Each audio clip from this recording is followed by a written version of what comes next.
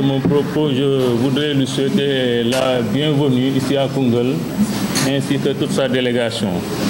Il voulait coûte que coûte assister à ce CRDD, parce que vraiment, il a un agenda un peu chargé. C'est pourquoi il a voulu assister à l'ouverture de cette rencontre-là. Donc, après l'ouverture, après la partie protocolaire, on va le libérer et ensuite nous allons continuer les travaux entre nous. OK? Donc, on va passer à la partie protocolaire. Donc, on va donner la parole à M. le maire pour un mot de bienvenue. Nous avons l'honneur aussi de représenter, dans le cadre donc de ces réunions de ciblage donc des bénéficiaires du projet Yok Kom Kom, bi nga xam ne dañ ko jagleel des bénéficiaires des bourses de sécurité familiale et dans la mise en œuvre ñu jagleel ko donc la délégation nationale. Donc muy la am solo pour les populations. Donc ñu am mbégte lool am privilège aussi dal leen fii donc au nom du maire donc dans la commune de Koungheul. Donc kaddu yi du mën a gudd c'est des mots de bienvenue dal leen jàmm donc di ñaan yàlla vraiment travaux yi def donc que ces travaux donc se passent dans les meilleures conditions. Merci beaucoup monsieur le délégué. Le délégué général à la protection sociale ak sa délégation bi nga àndal, monsieur les chefs de service, monsieur les maires et mesdames les maires, chers invités, kenn ku ci nekk ni ko le maire waxee ci turu présidente conseil départemental madame Soso Diop ku amoon yéene pour teew lii parce que dafa xam ne lii dafa am solo, dafa am ay teq-teq yu ko téye Dakar moo tax man en tant que vice-présidente ma ñu représenté mu ngi leen di nuyu di leen tàggat monsieur le délégué di leen ñaanal seen séjour Koungheul yàlla defal leen fi jàmm te lépp lu ngeen indi yàlla def population yi ñu ciblé mun ci profiter bu baax ndax gis nañ ne njëriñ la bu baax a baax a baax donc yàlla na leen fi yàlla defal jàmm defal leen fi kattan ba lu ngeen fi liggéey lu ngeen fi indi population recevoir ko te mu jëriñ ñëpp ci daraja yonent bu tedd bi sallallahu alayhi wa sallam waa kay kon dal leen ak jàmm. maa ngi nuyu ñëpp ñi teew fii ci salle bi di ji ma tënk rek ci baati wolof kàddu yi ma fi wax léegi nii bala may tàmbali damay remercier di gërëm préfet gouverneur région bi démb bi ñu ñëwee moo ñu dalal jël toutes les dispositions comme ni ko administration territoriale di doxalee pour que liggéey bi ñuy fi def doon liggéey bu mucc ayib. ñu ñëw fii tey nag fekk fii préfet moom it mu jël lépp li ko war ak nu mu ko war a doxalee ba tey ndaje bi mën a sotti ñu ko ci sant di ko ci gërëm di xam ne ñoom seen liggéey xam nañ ko te ñu ngi koy def muy jaar yoon te loolu la président Bassirou Diomaye Faye digle ak président Ousmane Sonko. kon préfet ñu ngi lay gërëm ci dalal bi ñi fi teew mairie bi président conseil départemental ak ki ko teewal présidente ak maire bi ki ko teewal gis nañ aussi seen pas-pas ci mbir mi ñor na leen te xam ngeen njëriñu askan wi la yéen a ngi ciy def li leen war ñu ngi leen ci sant di leen gërëm di gërëm ñi fi teew ñëpp nag participants yi ngeen xam ne li ñuy dox yëfu askan wi la ni préfet mi bàyyee dëkk ba mu dëkk Ndakaaru topp àll bi di liggéey wala topp Sénégal laay wax fu ñu ko wax demal liggéey mu dem liggéey fa askan wi moo ko tax a jóg moo ko ay collaborateur am ñu nit wàllu wi ñu féete askan wi moo ñu tax a jóg nañu ko xamee noonu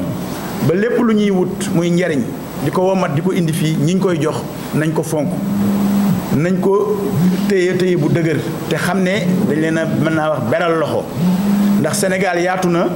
lii bi ñu koy tàmbalee dañu ko tàmbalee ci diggante Ndakaaru Ndar Kaolack ak Thiès def ko phase pilote bi loolu rombee nag ñu indi ko yaatal ko ne dañ koy def Sénégal gi yëpp ñu def deuxième phase première phase après phase pilote yaatal ko nag pour communes yi ci Sénégal yëpp bokk ci waxtu wi ñu toll nag ñi ngi troisième phase bi extension deuxième phase bi première phase pilote ak première phase tey ñi ngi ci deuxième phase bi bëgg nañ ko yaatal nag pour que njaboot gi nga xamante ne bi ñu doon am bourse sociale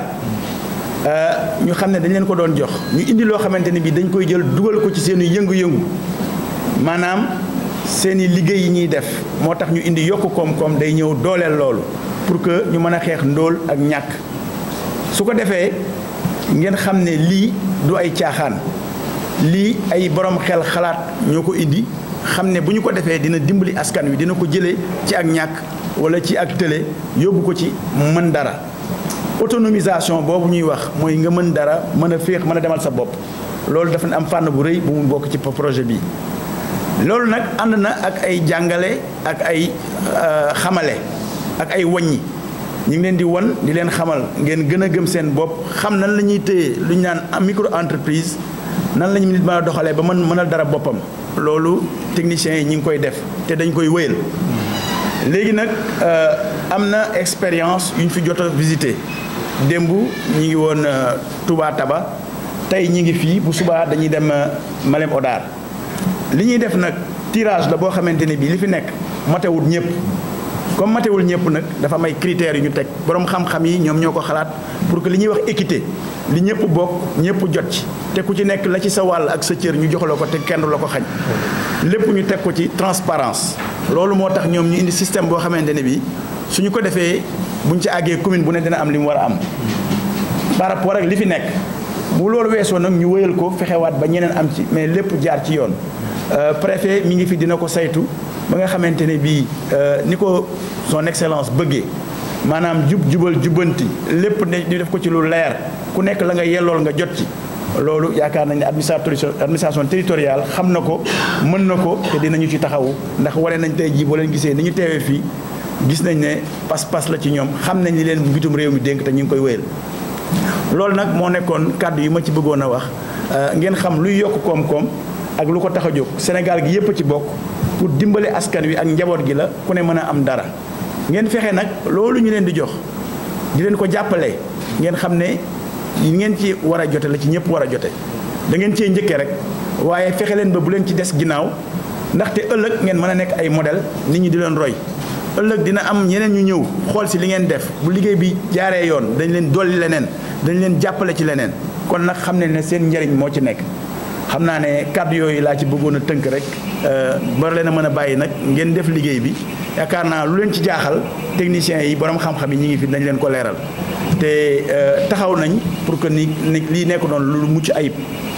préfet xam naa loolu mooy kàddu yi mu ci doon tënk. Monsieur le préfet, monsieur les sous-préfets, monsieur le président du conseil départemental, mesdames et messieurs les maires, mesdames, messieurs les élus locaux,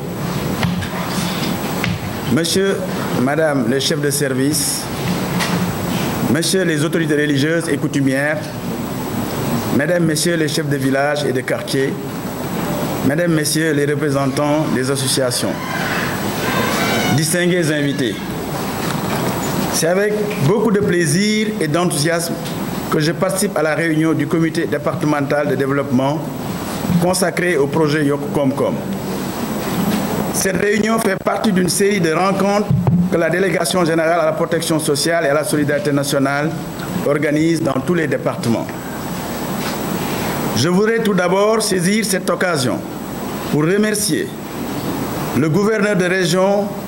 qui nous a bien reçus et le préfet de département pour l'organisation de ce jour 23 juillet du CDD et leur témoigner toute ma gratitude pour l'appui constant qu'ils ne cessent de nous apporter dans la mise en œuvre de nos projets et programmes dans la région.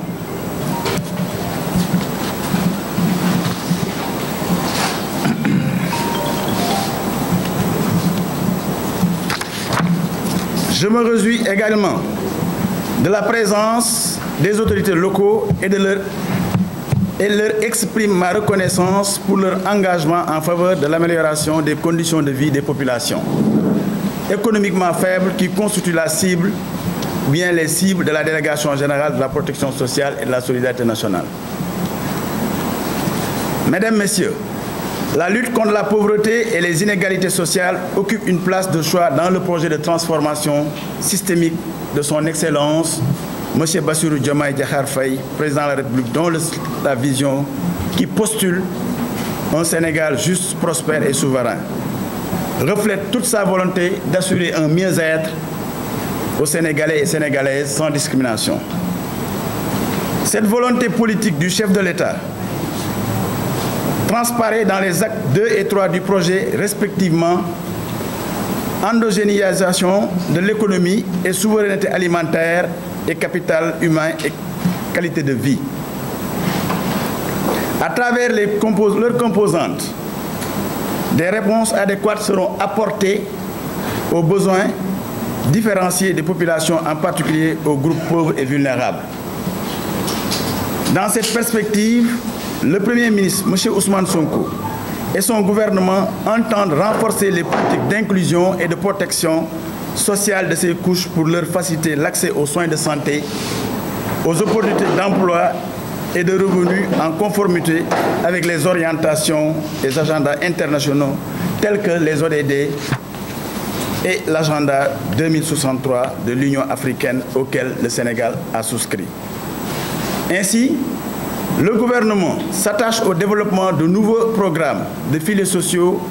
et à la consolidation de ceux en cours, dont le plus important reste le programme national de bourse de sécurité familiale. Ce vaste programme, malgré son impact sur la réduction de l'extrême pauvreté, mérite d'être repensé à plusieurs regards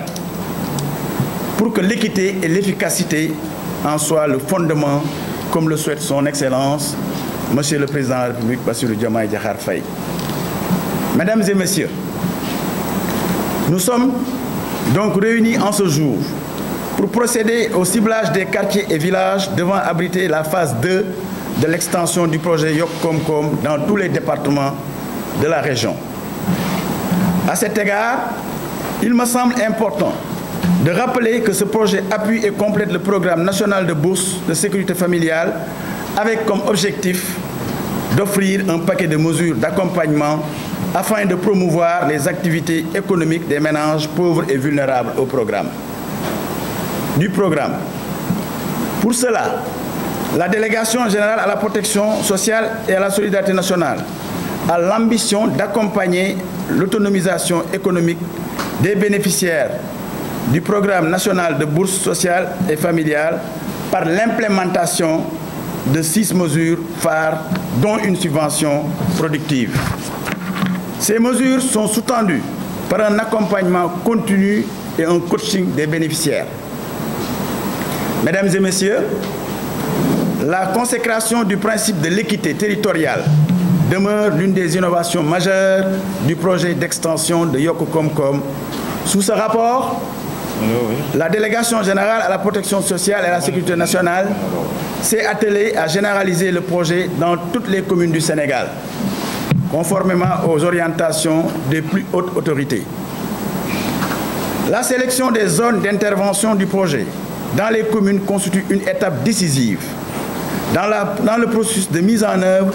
car elle conditionne sa réussite. En adoptant la méthode aléatoire par tirage au sort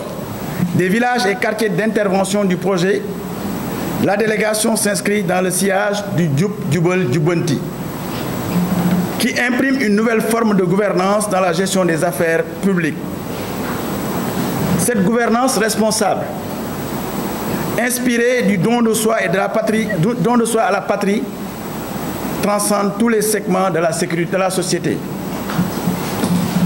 En conséquence, l'exercice de ce jour s'inscrit dans cette optique et reconnaît le rôle et la place des communautés dans le processus de ciblage des bénéficiaires du projet, qui sont estimés à 2667 dans la région de Kaffrine. Répartis comme suit: département de Kaffrine, 960 bénéficiaires; département de Koungheul, 960 bénéficiaires; département de Birkelane, 360 bénéficiaires; département de Malem Hodar, 427 bénéficiaires. Relativement à la subvention productive, un montant de 416 050 000 sera alloué aux bénéficiaires de la région, qui recevront chacun un transfert de 150 000 pour développer des activités économiques répondant à leurs besoins et aux potentialités de leur terroir. Sur cette enveloppe, les départements de Koungheul et Malem Hodar bénéficieront des montants respectifs de 144 millions et de 64 millions. Mesdames, Messieurs, au regard de la qualité des participants, je reste persuadé que vos travaux se dérouleront dans un climat apaisé fondée sur le respect du protocole édicté à cet effet, qui définit les procédures de sélection des quartiers et villages devant bénéficier des interventions du projet. Je demeure convaincu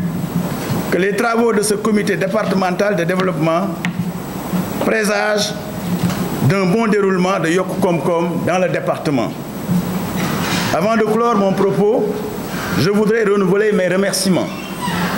à toutes les parties prenantes de cet exercice, notamment Monsieur le Préfet, qui n'a ménagé aucun effort pour la tenue de cette rencontre, qui, au demeurant, illustre l'engagement de l'administration territoriale à côté des autorités locales